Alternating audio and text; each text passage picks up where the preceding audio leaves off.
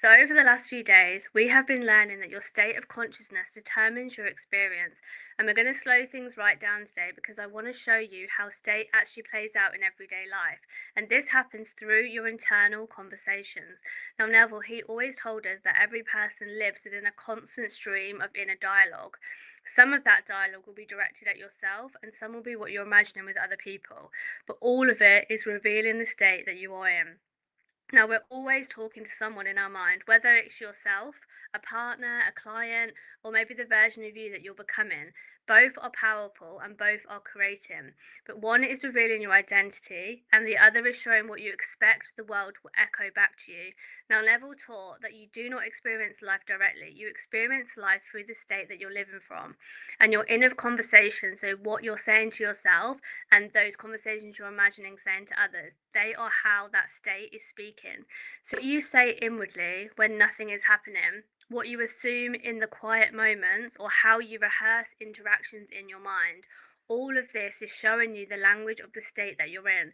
And Neville was very direct about this. He said inner conversations are not harmless or private. They are casual. They are how a state speaks itself into form. So whether it's like the internal talk or the imagined arguments, the question is the same: from which state am I speaking?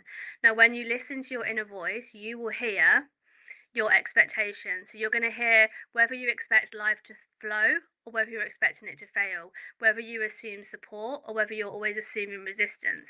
And once you can hear it, you no longer have to guess what state you're living from.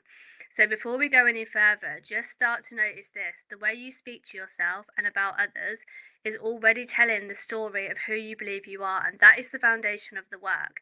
And this is where your power really begins, when you realize your inner voice isn't just like a commentary, it's creation. Because every sentence you repeat is an identity being rehearsed and a world being created. And the second you start to notice it, you've already stepped out of it. That's your moment of choice. Not to silence the mind, but to decide who's speaking and from which reality. So let's take a look at how this plays out on both of the levels: your inner talk with yourself and your imagined talk with others. Now, with others, Neville placed special emphasis on the dialogues you rehearse in your imagination.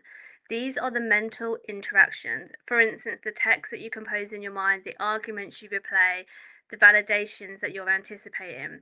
They show your expectations long before anything's actually happening. So, are you expecting ease or do you expect tension? Do you expect praise or do you expect rejection?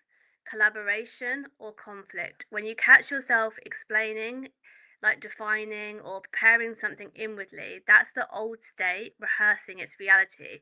And now, Neville, it's important to remember, he didn't say like just to stop the scenes and shut it out. He said to change the origin. So instead of imagining resistance, imagine the harmony. Instead of predicting misunderstanding, start to imagine recognition and ease and trust. Let your inner conversations with others flow from the assumption that everything is already working out for you. And that simple shift reorders the mirror of your world. So let's go on to inner conversations with yourself. It's similar, but then this can often be the quieter voice, the one that never seems to shut up inside of you. This dialogue reveals who you think you are. So when your inner self talk says, I never get this right, I should have done more, or I can't trust myself, you're just hearing the identity of the old state still. And this is normal because we're human. Neville taught that you never change the state by arguing with the thoughts, because arguing keeps you inside the same vibration, inside the same state. Instead, you shift where you're speaking from. So choose the tone of the version of you who already feels complete. We need to think as if we're already the person with the desired result.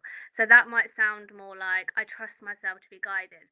Everything aligns as I act. Everything works out for me. I'm so good at making decisions. Now, when this shift starts to happen, you need to start paying attention and noticing your body will begin to soften. Like your breath might change, it might deepen, you feel less urgency in your body.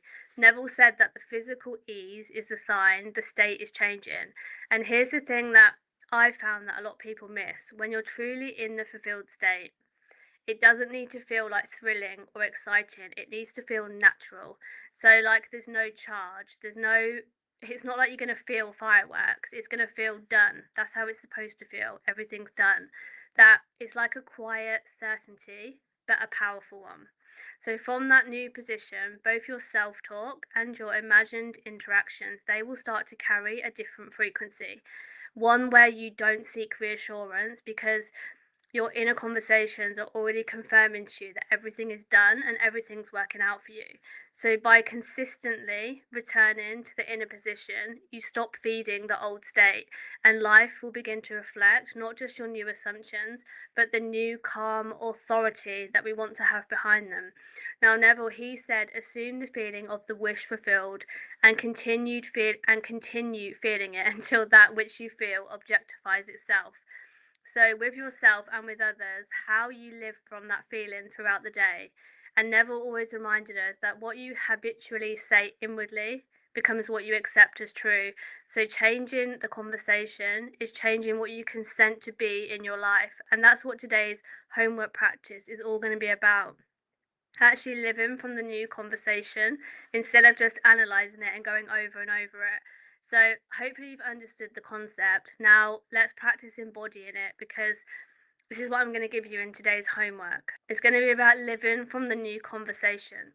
So, today, it's not about controlling thoughts. You're choosing where you live from. So before you begin your day, maybe write down a few short examples of like inner dialogues that you know you have and the ones that you want to live from. Maybe both with yourself and with other people.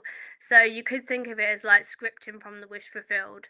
And again, you've got to keep it simple and natural and something your future self would actually say. So, how you naturally speak to yourself and to your friends. So, for yourself, you might have some things like I make decisions easily, I'm really steady, and I'm really sure of myself, and I always find the way, and everything's always working out for me. And maybe with other people, it could be things like that went so smoothly. They loved how I showed up. We are in total alignment together. Like short phrases that are going to become your new inner anchors. So quick, like touch points, if you like, that you can return to that help you keep returning back to your chosen state with devotion and dedication. And it is going to take some consistency. So as you move through your day, just pay attention and notice when the old inner conversations are beginning. Maybe you're explaining yourself, doubting, waiting, expecting something to go wrong. Again, in the moment, you're not analysing it or fighting it. You need to take that pause, take that breath, and return to your written dialogue. So you can either have it written down in front of you if you can't remember it, but eventually try and get written down dialogue that you can remember in your mind so that when you speak it, it sounds like you. So it's not necessarily about trying to force a better feeling. You're simply returning to the chosen state by repeating your inner dialogue. Calm, clear, already done. So each time you return, just know you are strengthening that state.